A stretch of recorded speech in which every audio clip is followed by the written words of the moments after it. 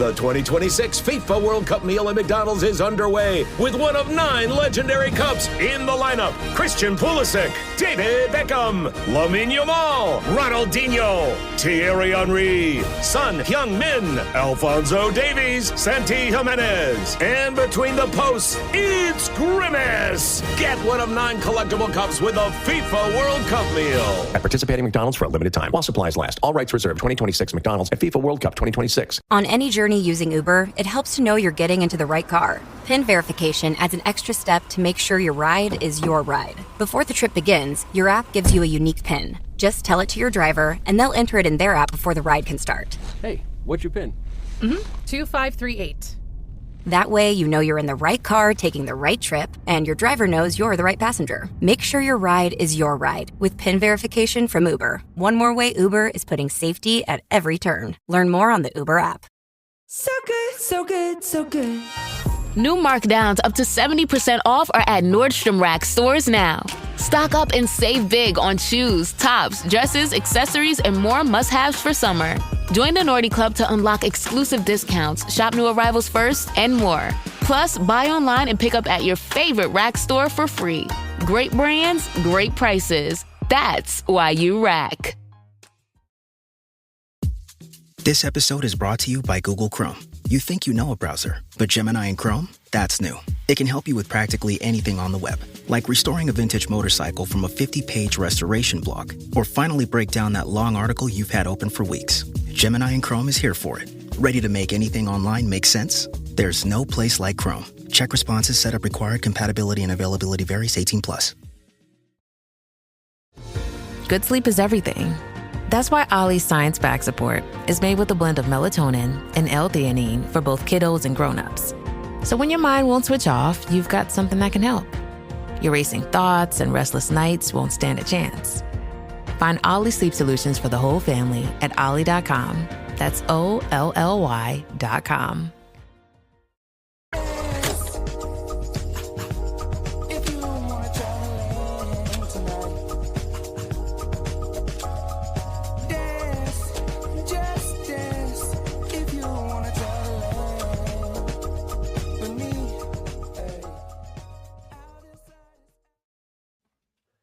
What's up, fam, and welcome back again to Recap Kickback presents the Vampire Lestat, season 1 of the Vampire Lestat, technically season 3 of Interview with the Vampire, but this is episode 2 called Toledo.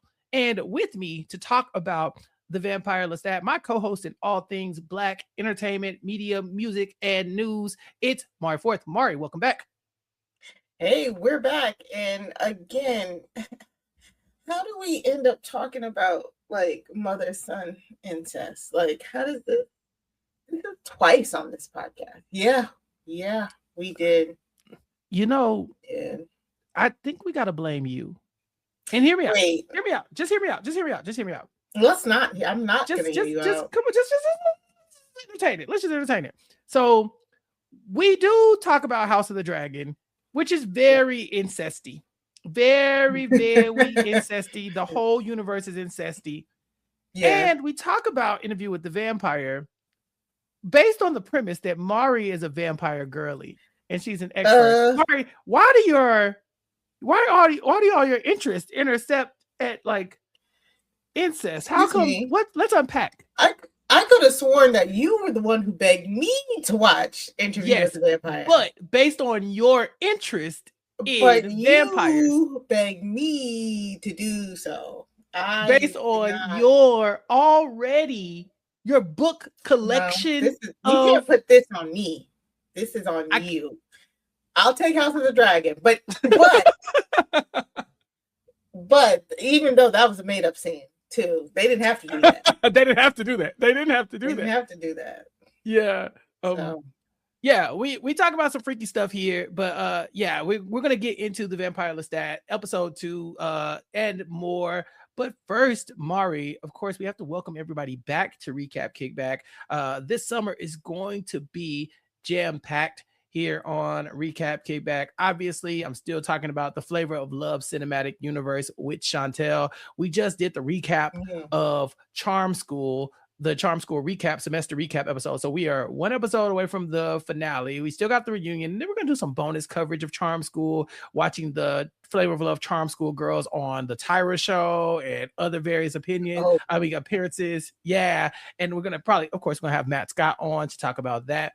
Then we have the next iteration, which I won't mention in case certain people who are not spoiled are listening to this. And then, Mari, next week, well, shortly after you hear this episode, we will be talking about the aforementioned House of the Dragon. I'm so excited, man. I'm so excited. We're back at it. We're back at it again. It only took another 2 years. Mm-hmm. Like, why do you make people wait 2.5, almost 3 years for 8 episodes of a show? Like 8 episodes. And we know you've been had this. You've been had it. So it's like you just doing it just to do it now. But whatever. I'm excited.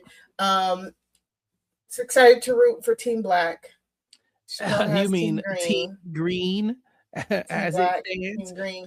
So yes, if you are looking at us on YouTube, which you should be, like, why aren't you? Why not? We are holding custom cups made by me, both representing either Team Black or Team Green. If you want your own, just up and down, just shake up lava and down. cup. Lava cup. You know, I got the ADHD. Don't shake it. Look at all that. If you want your own House of the Dragon cup, you can go to maricraftstoomuch.bigcartel.com, choose your house, represent your house. That link will be up once you see this. Also, if you want to just customize anything, I can throw anything on a cup. I can the Knicks just won. If you want a blue and green cup, let me know. I did blue and orange. What did I say? Blue and green, my bad. Blue and orange, yes. Basketball, yay. If you want your kids on a cup, do that. I can do it all. So just head on over to maricraftstoomuch.bigcartel.com, see what I got over there, and have fun. Order something from me. That's a way to support. That's always fun. Yeah. And so support the podcast, buy the cup, and then enjoy our coverage of House of the Dragon, because we have a dragon expert here with Mari, having read all the books and being very interested in stories of incest. And then also we have so make sure you check that out. And then if you want to support the podcast in other ways, you can tip directly through YouTube during our live stream and premieres, and every contribution helps us grow the podcast so we can make more content for you. And so we really do appreciate all the people who have. Big shout out to all of y'all. As long as you're listening and sharing it, then what else could we ask for? Mari, last week we left off the Vampire Lestat with the big shocker that Lestat was not texting Louis all episode.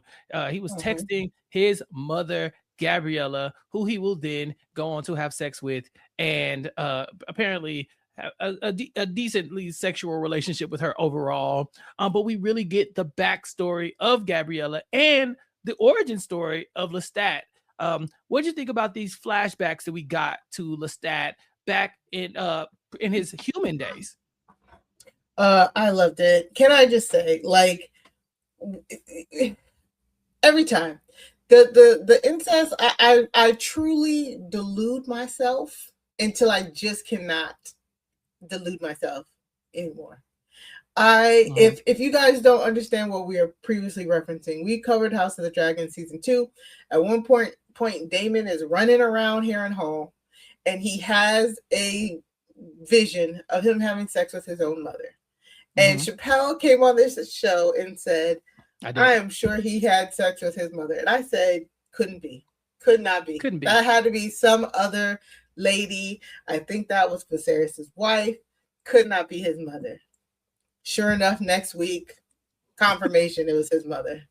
And sure enough, this week, the opening line was like, mother, lover, incest, Oedipus. I was like, oh my God.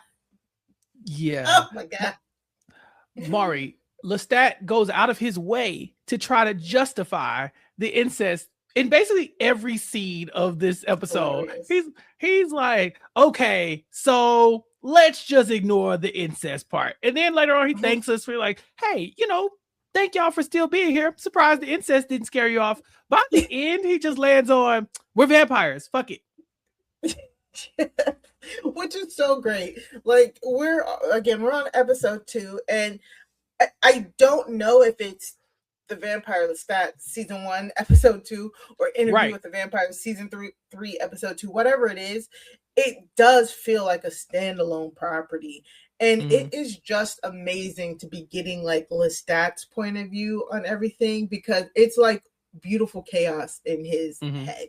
Like, just the whole, oh, you are surprisingly cool with this, and just the like almost a stream of conscious rambling. Okay, yes, I know this is a scene where I'm not in it, but this is how I think it went. I was just like, this is amazing. It's like a fourth wall break that acknowledges the absurdity of what is happening, and it's something we didn't get necessarily in the first 2 seasons, because Louis uptight. Louis, he's trying to get his point across, and Lestat is just different, and it's so fun so far. Like, this episode I thought was great. All of the flashbacks between his childhood, it's done very masterfully. And seeing the scenes for next week, it seems like it's going to continue. The way that they are weaving the present day with the past is so good. It's so good because I'm not confused at what's going on. Everything feels like it's supposed to be there. It's like simultaneously explaining Lestat's current behaviors due to his past behaviors. It's amazing, to be quite honest. Yeah, it's so good. In the flashback, we got Lestat at basically the dinner table, or we kind of at home with his dad, his 2 surviving brothers, and his mom. I think 5 other of his siblings had died already to that point. And so it was just the 4 of them living as in like a manor. I think he was a Monsignor of the crew, and so his dad was kind of like ruling over this area, or at the very least like almost like a lordship of this area. A noble. It was like it was like a noble house. Yeah. Right, a noble house, but not a very well off noble house. Like, it seemed like they had nice things, but they weren't doing anything. It was like they were almost just like resting on, we're nobility, we're better than everybody.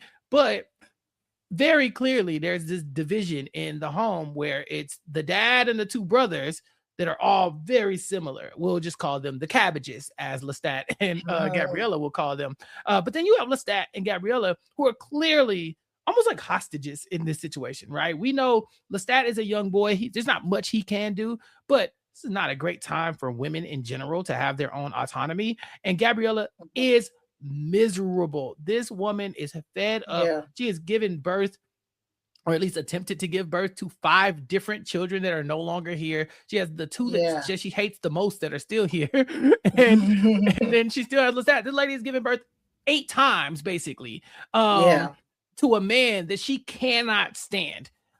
Even as far as going to get herself mutilated so that she could not do that anymore. So what we learned, and which I thought was done pretty well, because I was like, her accent is so like it.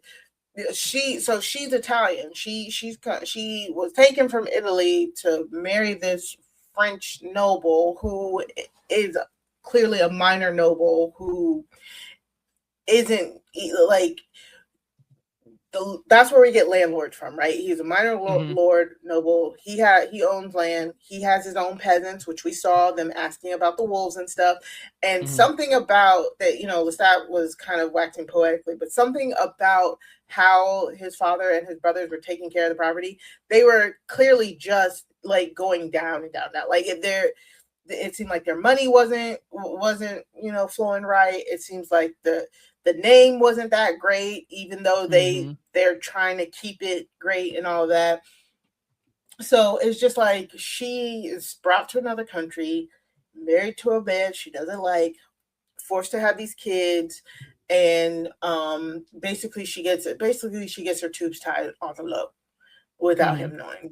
She tells the midwife, like, hey, yo, cut them joints, cut them tubes, so this don't have to happen again, type thing. So it was a very interesting dynamic to see. And it was kind of weird because I was like, try to fit it with Lestat's origin story that we heard from season 1 with how he met his maker.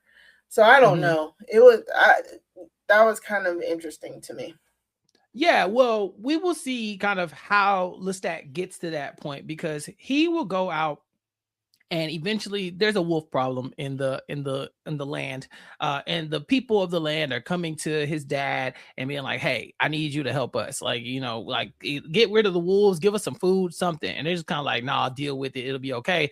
Gabriella's sick of this because she's like, go be a man. Somebody do something that is worth living. Go live a life. I can't do anything. I'm not allowed to do nothing. All I can sit here do and pop out babies all the time for this dude who sucks. I hate it here. Somebody, for the love of God. She basically said, what's the thing the women be saying now? Where the men at? Who gonna be the man? Who gonna be the man? She said, who gonna be the man? And Lestat takes this off like this as a challenge because he's fed up too. He's realizing he's got a stutter. He's not being able to go to the theater and the things that interest him. Yeah. And so he's fed up too. And so when she's like, go be a man, he takes that as a challenge. Also acknowledging that she probably thinks he's not going to come back alive, right? 1 man versus 5 wolves, or 8 wolves, I guess I should say. Yeah. It's probably a death sentence, but she would rather him be dead than be living up in this in squalor like this. Like, at least go do something and die a noble death trying, right? Lestat does not die a noble death. Apparently got that dog in him because he killed 8 wolves. 8 wolves by himself. He lost his dog, he lost his horse, but he did it. The peasants love him for it now. They want to come in and praise him, and he proves to himself and to his mom that he's worth it. You know, he's worth a damn. Yeah, everybody's into him, including his mom, because she finally, this is where we kind of see the incest seeds, because she's rubbing ointment on his wounds, and then she starts to rub a little too much, you know, like, why are you down there on his thigh so much? You know, I just don't feel like the wolves was just down there just chilling like that. And so she really massaging down there and telling him how she's dreamed about just being free. She said, I just wish I was in the spring naked and just like let all kinds of people just have sex with me, just everybody. She's like, train this, train that, just like, yeah, bring them on, boys, men, women. She's like, I don't care, just sleep with me. And he's kind of like, oh dang, mama, you kind of freaky, I like that. And then she reveals to him, yeah, but I'm probably going to die this winter, so, you know, not really much to talk about. And this is awful because this is the one person in the household that he has. And so rather than staying there and watching her die, he leaves to go to France, or to Paris, I'm sorry. And that's where we know he will be turned by Magnus, I believe, is his maker, if I'm not mistaken. Yeah. Yep. And so his origin story really does start with him trying to escape this life, but leaving his mom behind to die. He will then become a vampire and then go back and save her, Mari. And then we get to see a really cool scene at the end of this episode where he goes and saves her, and then they go and kill everybody.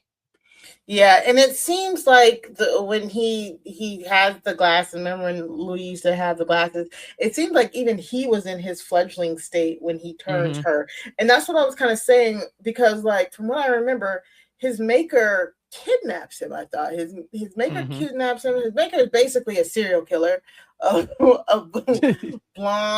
young blonde men. And I could have sworn he said like he was kidnapped, he was held for a few days, right? Was it a few days or a few years? Like I could not remember. I could have sworn he was trapped for a while, but he couldn't have been trapped for that long if she hadn't died, you know, if she only had a few months to live. And then at one point, instead of killing him, his maker releases him, and his maker kills himself. And so then Lestat is kind of like, you know, left to fend for himself from what we understood, but instead of fending for himself, he goes back, helps his mom, and she becomes his fledgling, and she's also his mom, and then they're also lovers. Ugh. Gross, all of it, but a very cool scene. I think he tries to, him and Gabriella throughout the episode, they like, again, he would try to explain it to us why incest makes sense for him as a vampire. Is this something we do see in other vampire lore, Mari? The mother son incest, incest in general, like, are the Cullen siblings? You didn't watch Twilight though. I watched Twilight. I didn't read it though. Oh, okay. I didn't read it. Yeah, incest among siblings is not that rare, but this is a little. This was like the first time I've heard of this. Like, going back and turning your parent to then have incest with them. Yeah, that's a first for me. I do believe. Again, I could be blocking it all out because that's what I'm good at. Nasty. Yeah. That ultimate boy mom, like, don't put it like that. Yeah, well, I mean, they try to make a good point and say, like, what else do they have? They're vampires. The world is their oyster. So why would they limit themselves to the rules and regulations of the mortal world, right? Like, sure, it's gross, but I mean, vampire, like, I think it was it Santiago who was like, I slept with everybody here, like, he was like, what do you like, what? I slept with them, I slept with the mom and the daughter that met each other, like, like, whatever, what else are we doing, Santiago's the mom and that's true. So this is quite normal for this vampire world, or at least the French, maybe it's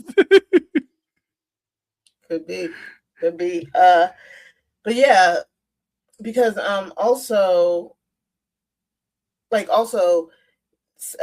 the, I don't know if it was the making of the episode maybe, or the behind the scenes of the episode, but they were saying, like, in the behind the scenes of the episode that, like, it's rare for vampires to have people that knew them from before they were vampires and human and still be there, and that, like, so they have three different dynamics going on. They have the mother-son dynamic of, again, their human sides, them knowing each other for so long, being linked humanly. Then as vampires with Lestat turning Gabriella, now he's her maker, which is a, like, kind of an inverse of their relationship in the vampire world. And then the fact that they do just eventually become lovers, because it's like they're just so intrinsically tied together that is like the next logical step in their relationship. And it's just like, ew. But, like, the bond is just so close, I want to talk about Gabriella as a character. I think it's Jennifer L.A. is the actress who plays her. I really enjoy Gabriella and just her lust for being a vampire, because you can tell that she was somebody who was kind of held back for so long. She's kind of like, she reminds me like the preacher's kids. Like they gotta be straight laced their whole life, but the moment they get outside, they go to college, they got to act wild, right? She at college and has been for a long time, and she like a super senior, and she ain't going nowhere. She could just tell that she's living in all of it, right? Like the lust for her son. Fuck it, let's do it. She doesn't care. Like, she's at the strip club. She's like, I want to know everything about this fat ass country that you got, right? She's like, F it, take me to Toledo, take me to a mall. I don't care. She wants to see it all. And I think the only person who could really relate to that feeling is probably Daniel Malloy, because he too seems like he's really enjoying being a vampire. But what do you think about Gabriella as Lestat's mom? I think she is such an interesting character, because it's kind of like, we see vampires, they're immortal, right? They don't die. And the fact that Lestat like right now we're from Lestat's point of view, right? People coming in and out of your life for a millennia has to be crazy. Well, centuries. You know what I'm saying? Because remember, he tells her, he's like, I've only seen you twice in the last century. You know what I'm saying? Like, that is such a weird dynamic to have, not with just your mom, but every vampire that you have now like encountered. Lovers you were lovers with for decades or centuries, and then you guys aren't lovers anymore. You know what I'm saying? It's such an interesting dynamic. But I say that all that to say, Gabriella popping in here, it's just another layer to see of Lestat, and it's just how like we are different people when we are around different people. So Gabriella brings out that vampire-y, bloodlusty, like we can do whatever we want to, that apex alpha species within him, I believe, because of their closeness, their bond, and that incestuous bond. They're like, fuck it, we're the best. Who gonna say something? Who gonna check me, boo? Who gonna check me? Right. Yeah, like it's that haughtiness that Lord, does Lestat need anymore? But no. but that is her effect on him. And I do want to see her interact more. I want to see her interact with Daniel Malloy more. Me too. I want to see how the band thing was really interesting. I love that dynamic there. So I'm glad Gabriella is here, because also she is the gateway into us learning about his childhood and his past and his time as a human. So so far she's just a badass. She just like, and she's saving him. Like she's the fledgling that comes when her maker ask her. You bet she does. That dire straight. Yeah, ew. Yeah. Yeah. And they have the pack that they clearly can't. It's weird.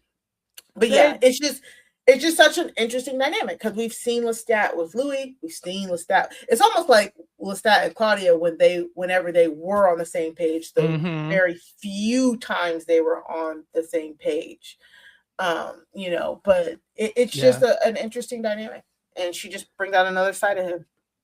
She manages to get him on the tour bus. Last episode we saw him in the bed with her, but this was after he had flown the coop. He jumped out the window. Everybody had seen him murder that hallway full of people. And so I was wondering how he would, how we're going to reconcile the band part, right? He ends up on the tour bus, waking up, and the band is all there, and they're being talked to by his lawyer, who basically is telling them, look, so you saw a vampire. It's fine. Yeah, he might have killed some people in self-defense, and sure, he can fly. But you saw the NDA, and so you really can't say nothing anyway. I own you. I fucking loved her. She was great. And Lestat told us in episode 1, like, she's like a man-eater. Like, that's why he had her. And so to see it in action was amazing. She was just like, okay, yes, vampire. All right, let's get past this. We have more dates. We have more tour dates. They're like, we have questions. She's like, I don't know why. It don't matter. Shut the fuck up. Like, it was so funny. And they're like lobbing questions. Twilight, do you really drink blood? Do you murder people? Do you kill people? Da da da da. That's what the double's for. Like, all this stuff. Who is he? Like, who's this guy? Like the doctor guy that's not here. Yes. It was just that bus scene was so funny to me, because his lawyer, she was amazing, just amazing. Yeah, I mean, we have a lot to unpack with that bus scene, because there are so many people on that bus who now have to process what they saw, and there's so many questions, but they have to do it in the presence of a vampire. Mari, you're a vampire girly, but could you ever imagine how do you act in the presence of a super murderer? A super murderer. True. Like, I mean, right. It's just like, how do you act in the it's just funny, because they have a lot of questions, rightfully so. And it's just kind of funny, because up until last night, y'all were cool with the vampire gimmick. Everybody wants to be a vampire until it's time to be a vampire. But don't nobody want to be a vampire. That's how it goes. Don't I know it? Yeah. So, it's, it's, they rightfully have questions. And Lestat being like, okay, yeah, I'm a vampire. Yes. Okay. I don't kill people per se all the time. I drain them. And then they talk about the blood donors and stuff. He then proceeds to read all of their minds. It's a shock. They have to process it. But again, what you gonna do? You sign an NDA. They're basically hostages. They're hostages. We're on the road. They can't even quit because he could just kill them. Like there's nothing stopping Lestat from murdering everybody on the bus and then going and getting a new band. He is the face of the band. The Vampire Lestat is the brand. And then you got, he Beyonce. You know what I'm saying? Like the rest of these people, don't you ever start to thinking you're irreplaceable, okay? Because you can be replaced, and it's not in a cool way where you can go back to your regular life. The man can't allow you to walk around knowing the truth. So they have to kind of play like, okay, I'm vaguely interested in them. And most of them are. Most of them are kind of like, all right, well, there could be worse things. They got some clout. The band sounds good. Sure, he's a vampire, but he says he's cool, and he ain't ate me yet, so I think we good. The only person who really has an issue with this is the former frontman Alex, because Alex has good sense. Number one, number one, start there. He has good sense, but at the same time, he has nowhere to go. He does end up ditching them for a minute, but I have a feeling he will be back because. Right. I mean, his brother is in the band. There's a non-zero chance that Lestat just kills everybody because you won't participate. So he won't be gone long. And Lestat said so. He said, don't say nothing or, you dead, your brother dead. A whole bunch of people might die. But Lestat did do the thing which was good. He's like, other than me, you actually have musical talent, which is like great. And again, Alex probably feel some type of way because he was the lead singer until they brought this vampire in and everybody, now they're under his thumb. So I get it. He has a lot of process, but what are you doing? Like when Lestat read his brother's mind, they only had 1,500 followers. Now they have 200,000. Mm-hmm. Like, it's not like these people aren't getting anything out of it. Yeah. You're on a tour right now. Yeah. You're making making music, you're making money. Mm-hmm. Yeah. Enjoy. Bold of you to throw a fit, because I would have definitely been faking it. Like, and he can read your mind. So I mean, there's no point in you even really faking it, because I mean, it is what it is. They also find out that what they have been doing is sacrilegious to vampires. They have been telling vampire tales in these songs. And Lestat says, I've been saving y'all anyway from other vampires, but y'all don't want to really get into that. And there's nothing to worry about because I have the blood of Akasha in me. He loves talk about his damn Aaliyah blood. Yeah, that's his favorite thing. Exactly. Study and play come together on a Windows 11 PC. And for a limited time, college students get the best of both worlds. Get the Unreal College Deal. Everything you need to study and play with select Windows 11 PCs. Eligible students get a year of Microsoft 365 Premium and a year of Xbox Game Pass Ultimate with a custom color Xbox wireless controller. Learn more at windows.com/student offer. While supplies last. Ends June 30th. Terms at aka.ms/collegepc. This episode is brought to you by Prime. What if you had one more chance with the one that got away? Sam, you came home. Based on the best-selling novel from Carly Fortune. Every Year After follows childhood friends Sam and Percy as they reunite in the dreamy, nostalgic lakeside town of Barry's Bay. Love can be hard to find. So if you're lucky enough to find that person, never let go. A second chance at first love. Every Year After, now streaming only on Prime. Your call has been forwarded to voicemail. Hi, this is Zoe Deutsch. And Nick Robinson. Our brand new movie, Voicemails for Isabel, is all about those little moments that feel like the universe is looking out. Feeling homesick, then your sister calls. Hearing that perfect song exactly when you need it. Sometimes life rigs things in our favor, like learning about your new favorite rom-com, Voicemails for Isabel. Only on Netflix, June 19th. Plan B is a backup birth control option that's there for you when things don't go according to plan. It specifically works after unprotected sex and before pregnancy occurs by temporarily delaying ovulation. Plan B is available nationwide at all major retailers and through delivery apps like DoorDash. No ID, prescription, or age requirement. It's the #1 OBGYN recommended brand of emergency contraception, and it won't impact your future fertility. That's freedom to be. Use as directed. This Father's Day, do more with Dad and spend less with low prices guaranteed at the Home Depot. Get him fired up with a new grill and accessories, like the Next Grill 5-burner for just $299, so you can spend more time together while he becomes the grill master he was always meant to be. Or build memories with savings on top brand power tools so you can tackle projects side by side. Gift more and do more together this Father's Day with help from the Home Depot. Exclusions apply. See homedepot.com/price match for details. This episode is brought to you by Redfin. You're listening to a podcast, which means you're probably multitasking. Maybe even scrolling home listings on Redfin, saving homes without expecting to get them. But Redfin isn't just built for endless browsing. It's built to help you find and own a home. With agents who close twice as many deals, when you find the one, you've got a real shot at getting it.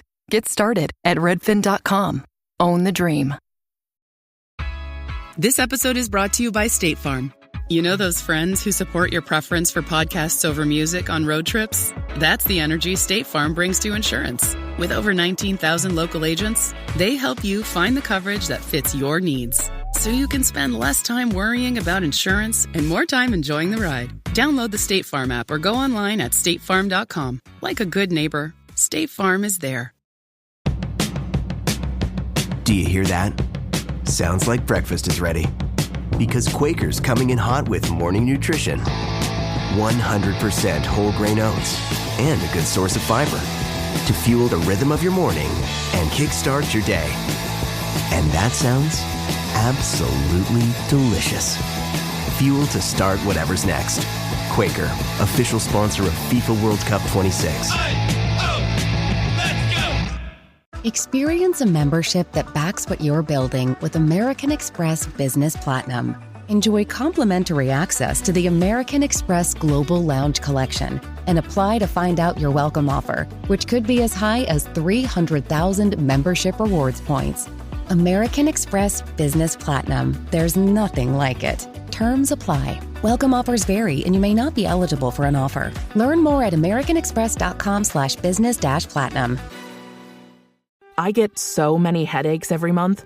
It could be chronic migraine, 15 or more headache days a month, each lasting 4 hours or more. Botox, onabotulinum toxin A, prevents headaches in adults with chronic migraine. It's not for those who have 14 or fewer headache days a month. Prescription Botox is injected by your doctor. Effects of Botox may spread hours to weeks after injection, causing serious symptoms. Alert your doctor right away, as difficulty swallowing, speaking, breathing, eye problems, or muscle weakness can be signs of a life-threatening condition. Patients with these conditions before injection are at highest risk. Side effects may include allergic reactions, neck and injection site pain, fatigue, and headache. Allergic reactions can include rash, welts, asthma symptoms, and dizziness. Don't receive Botox if there's a skin infection. Tell your doctor your medical history, muscle or nerve conditions, including ALS, Lou Gehrig's disease, myasthenia gravis, or Lambert-Eaton syndrome, and medications, including botulinum toxins, as these may increase the risk of serious side effects. Why wait? Ask your doctor. Visit BotoxChronicMigraine.com or call 1-800-44-BOTOX to learn more. Like Aaliyah just gonna come and save you. Right. That's his blood. God. Okay. Another fascinating part I thought about the bus interaction was that while they were looking, they've read his memoir, right? They read Interview with the Vampire. They know that this isn't a gimmick, that this is him. So they're sitting there on the bus with the book. He actually sets it on fire. Yeah. Like, do you have the fire gift? Yeah. All these songs about Lewis. Oh my God, that sent me to the moon. Right. But it also kind of bothered him because all the songs are not about Louis. And that's the part that I think Lestat is really gets under his skin, is that Interview with the Vampire is a book that, from the perspective of Louis, told by Daniel Malloy, produced by the Talamasca. It's not Lestat's story. That's all his ops. Right. All his ops were in the room making this book about him, and he was not there. He told them, I lived 500 days before I met Louis. You think Louis the only person I'm writing stories about? Only person I write songs about? What happened to Nikki?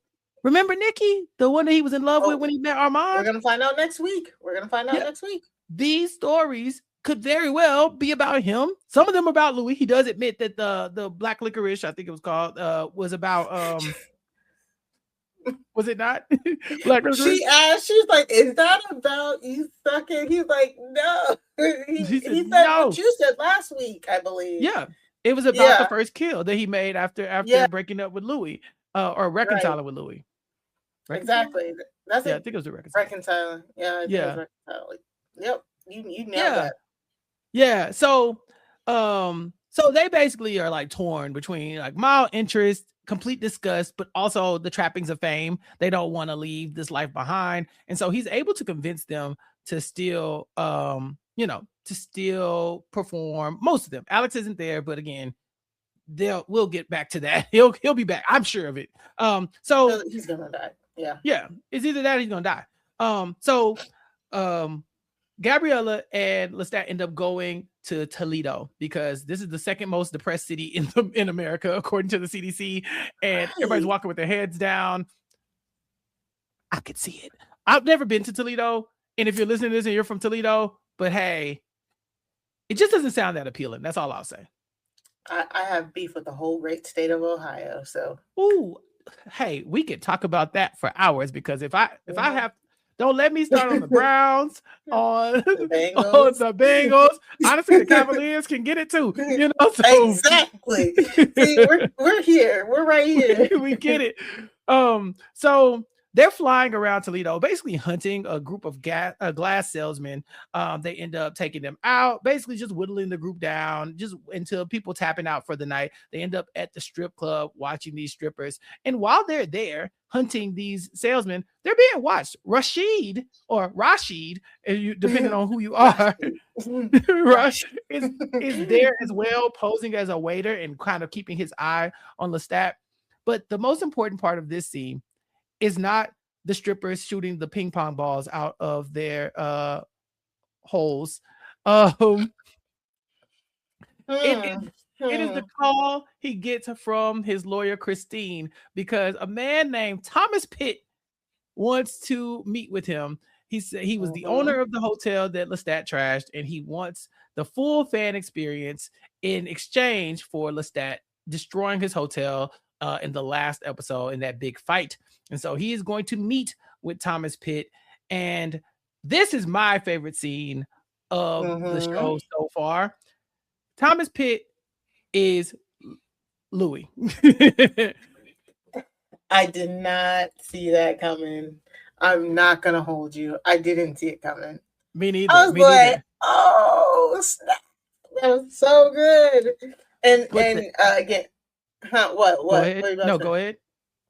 And in the behind the scenes, they named Thomas Pitt. They named him after like Tom Cruise and Brad Pitt. Yeah. Which is funny. Like this character is accepting the Pitt last name when a whole bunch of people are currently right now getting rid of it. But anyway, I thought now this scene, like each scene, it just gets better and better. I love it. We love a good petty scene. We do. That's what we hear. Petty. When Louis, camera pans and it's Louis, and they're just going back and forth, and Lestat starts getting angry. I was like, oh, this is so good. This is so good. It is really good because Louis has brought in his lawyer. And his lawyer is here to negotiate the terms of the payment for the compensation of the hotel stuff, right? They have to wipe people's memories. They got to pay people off to keep them quiet. Our lawyer, Christine, does not care. This lady does not give a damn. She said, y'all magic. Y'all can wipe people's memory. Y'all don't need no more money. What is this really about? And Louis says, well, Lestat was the one who really called this meeting. Lestat, of course, is like, no, I didn't. He said, well, you trashed my hotel. You stole my physician. You've hired my documentarian. I don't know what he call him, his writer friend, his biographer. Yeah, you've done that. And you expect me to not believe that you tried to get you're writing songs about me. And Lestat like, okay, first of all them songs are not about you. So Louis is like, I just find it funny how everything you got going on in your life got me involved, and you thought I wasn't gonna pull up. Yeah, he's like, sounds like it's a cry for help. Oh my God. And they go back and forth. And don't at one point, he's like, why do you have Sam on your books? And Louis like, well, Sam didn't do it. And then Lestat was like, well, guess who did? That other guy that was thinking. He's like, it's okay. I can say his name, Armand. You know, we're really watching a divorce proceeding, right? Like that's really what's happening. Because we know that Louis and Lestat were on the same page before the book released. They had finally started to heal, but now the book is released, and Lestat knows Louis' perspective of him. He also feels like Louis has been lying on him because he doesn't agree with the way things happen, and you know, he feels betrayed that Louis went and told all his stories and made a ton of money off of it, by the way. And so, so he got this is an axe to grind that they needed to talk this out. The problem is Louis has showed up here being completely petty.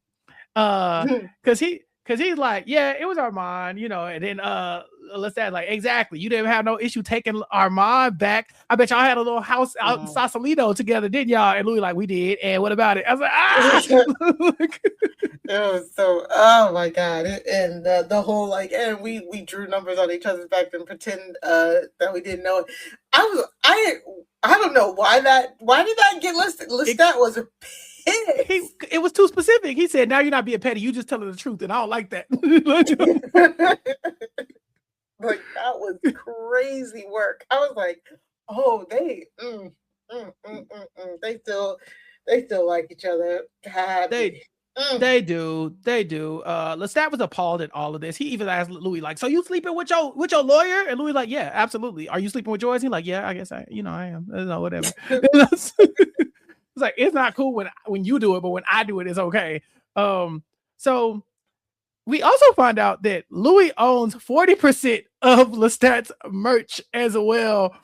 Louis really wanted 45. My bad. 45%.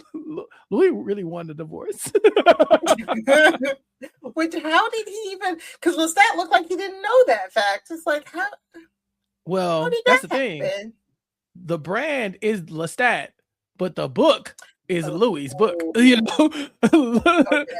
Okay. So when you make yourself the Vampire Lestat, the copyright goes to.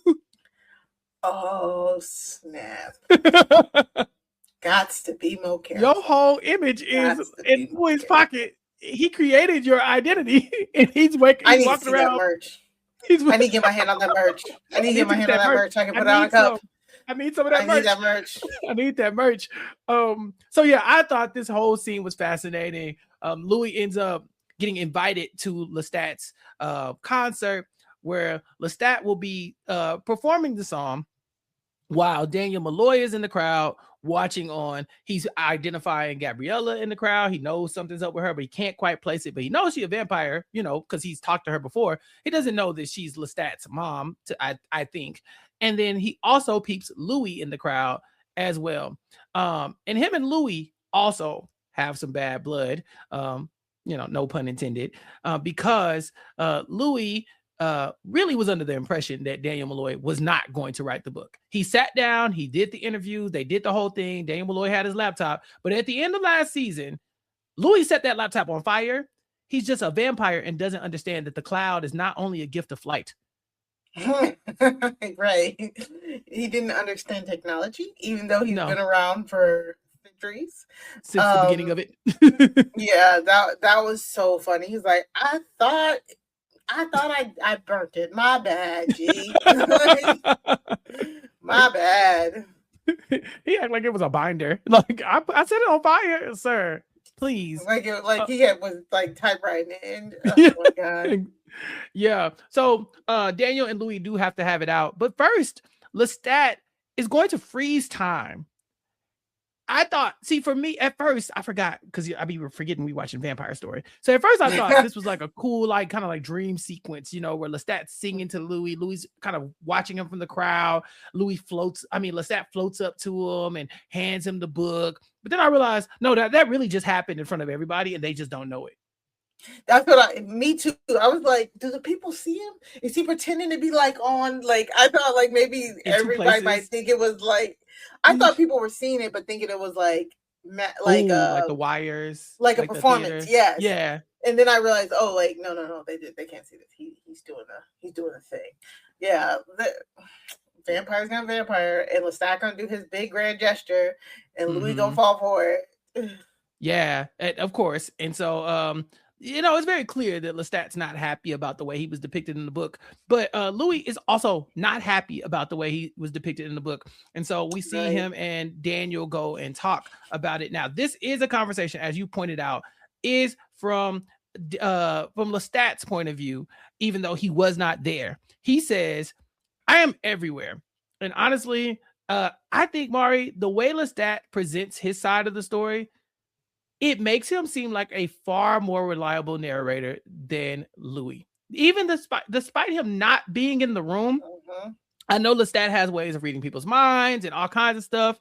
So to me, when Lestat says I'm everywhere, there's a non-zero chance that he was there. But for Louis, I have a hard time believing anything Louis has told us in the first 2 seasons. Yeah. It's because Lestat is so open and honest and fourth wall breaky, and you know, doesn't seem to kind of like try and massage his persona, you know, like it makes you feel like he's more trustworthy, which is also a good way to be a good liar. But yeah, it does feel like I get that. I do agree. I feel like I trust what he says a little more. Right. I mean, even in this version of the events, we saw Lestat was wounded by the wolves at a very early age, and he still has those scars on his chest as he's performing. In the crowd, you know, they see him shirtless. He's got the war wounds. Oh yeah, I was wondering what that was from in the promos, because I kept seeing. I was like, it felt like they were emphasizing those wounds, and I was like, I don't remember us seeing those wounds in the first 2 seasons, at least not the emphasis on them. So yeah, that was really interesting that the like those were from the wolves and stuff.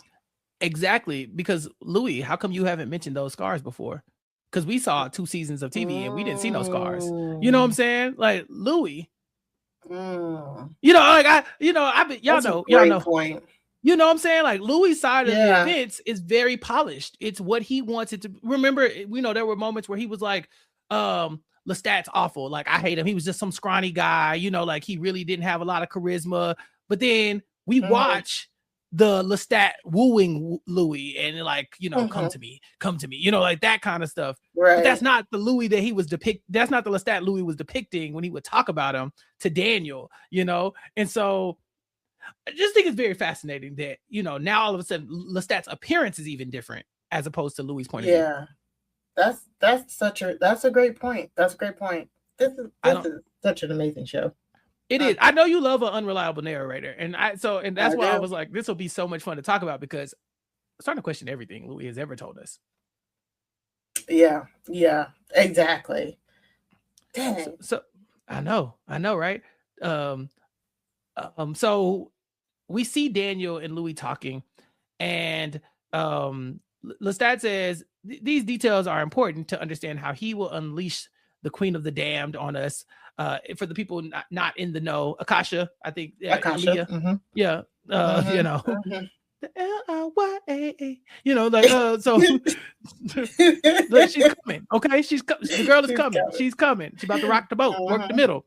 And he let her free.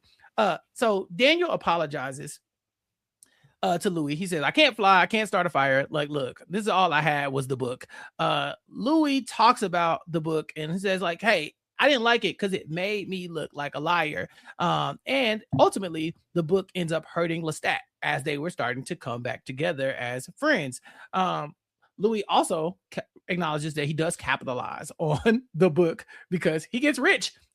These hotels and all this stuff that he's buying, Obviously the merch, like the man is making a ton of money off of these things. But he's still kind of jacked up in the head. He says he saw Claudia recently, and he tried to follow her, but it was totally somebody different. And I thought for a split second, him and Daniel Malloy were going to kind of bond over that, because Daniel was talking about how sometimes he still hears Armand in his head as, the person who made him. But this was a setup. Daniel Malloy has passed Louis off to the Talamasca. Raglan James is there, along with Rashid. And Louis is shocked because he's still like, Rashid, the real Rashid. Like, boy, they got you in this too. I mean, Rashid told him to get up out of there. He told Daniel to get up out of there. He ain't listen. Look at you now. Look at you on retainer. And so the Talamasca is here to talk about Louis and to talk to Louis about what they need him for. Because although I think Louis is crazy, I'm on record, but also I think he'd be lying too. Louis is a really good fighter. That's one thing about him. Louis, we have seen Louis murder a bunch of people. He slapped up Armand really easily, despite Armand being thousands of years older than him, or hundreds of years older than him. Like, he went in there and like, handled him, right? And so Louis is a train, like he's good with a weapon. So the Talamasca needs him to clear up a little issue they have with one of these hives out there. It's a hive, right? Coven? Hive? It's a coven. Coven. A brew? Okay, yeah. A brew? Might be a brew. It's a pack. It's a bunch of people, right? It's a bunch of vampires up there. Yeah, it's a pack. And they're up there causing problems for the Talamasca. They got a fentanyl outbreak. They've been taking down the power grids. And they just can't, like, Raglan can't get through to Louis. He's like, they tried to destroy your hotel in Detroit. He's like, I don't care. It's like, they tried to decapitate Lestat. He's like, I don't care. He goes, okay, well, we need you to get rid of them. And I hope you would do it because maybe, just maybe, this name rings a bell. The person who is in charge of this crew of people is some name that we've heard before in the past, Mari. They name drop Bruce, and I was shocked. Ooh-wee. When I tell you, I was like, get him. I didn't see it coming. Raglan James said his name is Killer, also known as Bruce. And I was like, Louis, if you don't take your tail down to them people's thing and tear them some new ones, woof, ooh, get him. Do you think this is the big conflict of the season? I mean, aside from Akasha eventually coming, do you think that this is going to be like a big moment for Louis, or is Louis about to go and pull up on them in the next episode and just end this really quickly? I figured it was like a really quick thing because this is not Louis' story. This is Lestat's story. So I did feel like this is just a way to keep Louis in the realm, really, to be quite honest. And to kind of further that Talamasca thing. There apparently was a Talamasca agent from the show that people hated, that they killed off. They had Louis killed off screen. Like, they mentioned his death here. So that was interesting. But yeah, no, I don't think this is the big thing. I still, I think Akasha is coming. I don't know. Because they haven't said if they have a fourth season yet, right? So, right. Yeah. So my thought process is this is going to be a quick thing, but I do think it's going to be a big thing. You know what I'm saying? I do think they're going to find a way to weave it in there to make it, because this is a big event. We all want to see this. We need to see this man tortured, murdered. Yes. Like, but I don't think it'll be like, the equivalent of a House of the Dragon episode 9 type thing. Right. Mm-hmm.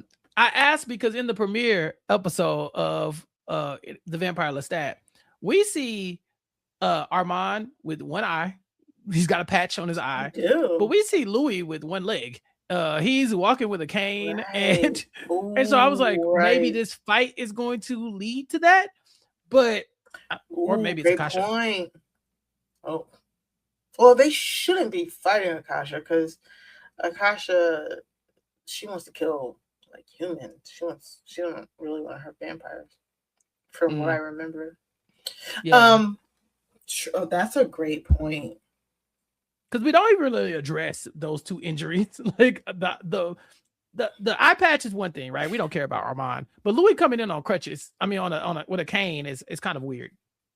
Yeah, and normally vampires can heal most wounds, except for inflicted by other like preternatural creatures, like other vampires and stuff like that. That's normally the rule. It's like they can basically like heal anything except for something like made by other vampires.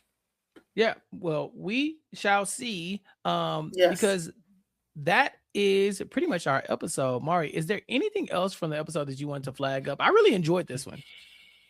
I really enjoyed this episode too. There's nothing that I can think of. Like I said, I've been watching like the little like first looks and stuff, and it's been great. Hearing from the actors, hearing from the producers, all of that. It feels like that HBO prestige television. So this is great. I'm so excited about what finishing the season and to see what the team has up their sleeves. It's just been so good so far. 2 episodes in. Amazing. Yeah, 2 episodes in and a few more to go. I think is what it happens. 8 episodes this season, I believe. Each in a different corresponding city, I believe. 7 episodes. So Detroit, Toledo, Toronto, The Devil's Road, New York, Montreal, and The Failures are the episode titles. And we will be back next week to talk about Toronto. But before we go, Mari, do you have any vampire suggestions or recommendations for us? Let's see. I do. Now let me see if I can remember it. Okay. There was something on. Oh, okay. Old School. If you haven't seen this movie, it's been like 10, 12 years. But Let Me In. Does that ring a bell? Let Me In, also or also known as Let the Right One In, depending on if you watch the Swedish or American version. I think it was Swedish. But basically it follows a child vampire. Like it follows a child who meets a child vampire. And it is such an engrossing story. I don't want to give it away, but it was a big thing back. It has to be at least like around like 2013-ish, 2010-ish. I don't know. But I remember watching it probably around the time of being in school. And it was a big movie. I think it was like a big Swedish movie that they then made American, kind of like The Girl with the Dragon Tattoo type thing. Okay. Like they were like in the movie theaters at the same time. But yeah, Let the Right One In. And it is such an engrossing tale and very subtle, very good. Okay, if you guys haven't seen that. Check it out. Get your vampire fix, and then tune in next week to Recap Kickback to catch up with all the stuff that we are doing. Mari, tell everybody what you are working on in the meantime. Over on Crime Scene, me and Sarah Carradine cover true crime. We cover true crime documentaries, docuseries, all of the above. We have been having a great time we've been having just like so many great guests, covering so many interesting properties. I was on vacation last week, so in that meantime, Sarah was able to cover The Witness. I believe it was the murder of Rachel Nickel and The Witness. It's a documentary and a docudrama. Her and I believe it was SDB covered that, and we also covered, like, Netflix has been coming up with like so many like hits after hits after hits. We just covered, what was the it was the one that everybody was talking about like just last week. Either way, coming up, we are covering on Netflix Maternal Instinct. It's another one of those like right now that everybody's talking about. It's a documentary about a woman who shows up to a hospital with a baby, and she says she's just given birth on the side of the road, and nothing is as it seems. So just make sure you're following Crime Scene. Please go to crimescenepod.com in order to subscribe. You can go to buymeacoffee.com/crimescenepod in order to sling us a few bucks and to support us, and you would get access to early access to early episodes. You get members only episodes. Chappell was on with us when we did a live episode, so we're gonna try to do those once a month. What do we what did we cover over the there? Nightmare Upstairs, what happened to Ty and Bryn. Exactly. So a lot going on. So and if we understand you can't always use your money, so the best way to support is to leave reviews and subscribe. Like, literally, it's free. It makes a big deal. Just tapping that like button, tapping that subscribe button, tapping those 5 stars really, really, really does help. I'm over on Blue Sky at Mari Talks Too Much. That's 2 like the number 2, talking about, that's mostly Love Island. I mean, I hear arguing with people about Love Island, people on Villa, but yeah, that's where you can find me. And again, go to maricraftstoomuch.bigcartel.com if you want a very cool cup. It's fun. They're fun. Look at that. All right, that's it for me. What about you, Chappell? At Recap Kickback on all social media platforms. I already told you where I'm at, what we're talking about. Charm School. We're talking about House of the Dragon. We're talking about Interview with the Vampire. I think I'm finally release the episode of Bet on Black this week. I was going to do some editing to it, but at this point, I got too much going on, y'all. I can't do it. So I'm going to release that raw. And then, I got some other stuff that I'm working on, potentially, maybe some reality TV stuff. I've been thinking about talking about Outlast over here. I think being oh yeah, you watched it? How is it? Mm-hmm. It's good so far. So I covered the first 2 seasons on the Nothing But Netflix podcast, but that doesn't seem to be a thing right now, and so it might have to come to Recap Kickback. We shall see.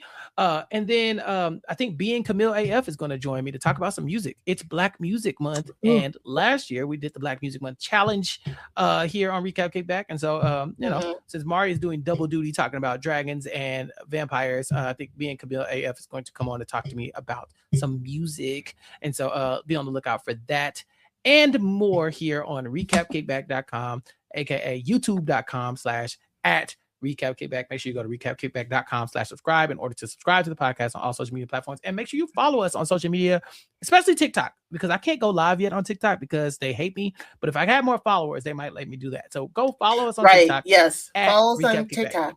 We need I think you need like 1,000 followers or something like that to go live on TikTok. Let other people do it sometimes, because I be seeing people that don't got 1,000 followers do it, but I wasn't one of the lucky few. I was not chosen. Damn.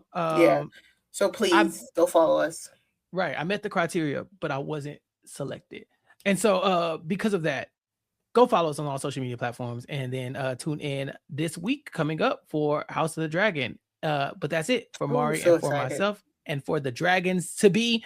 You ain't got to go home, but you got to get the hell up out of here. We'll talk to y'all next time. Peace.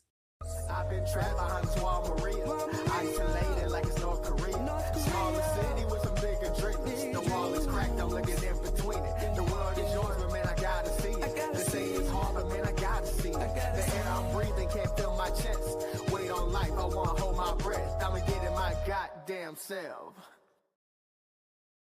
Ryan Reynolds here from Mint Mobile. I don't know if you knew this, but anyone can get the same premium wireless for $15 a month plan that I've been enjoying. It's not just for celebrities. So do like I did and have one of your assistants switch you to Mint Mobile today. I'm told it's super easy to do at mintmobile.com/switch. Upfront payment of $45 for 3-month plan, equivalent to $15 per month required. Intro rate first 3 months only, then full price plan options available. Taxes and fees extra. See full terms at mintmobile.com. Summer is calling, and your favorite artists are at Wolf Trap. Tickets on sale at wolftrap.org.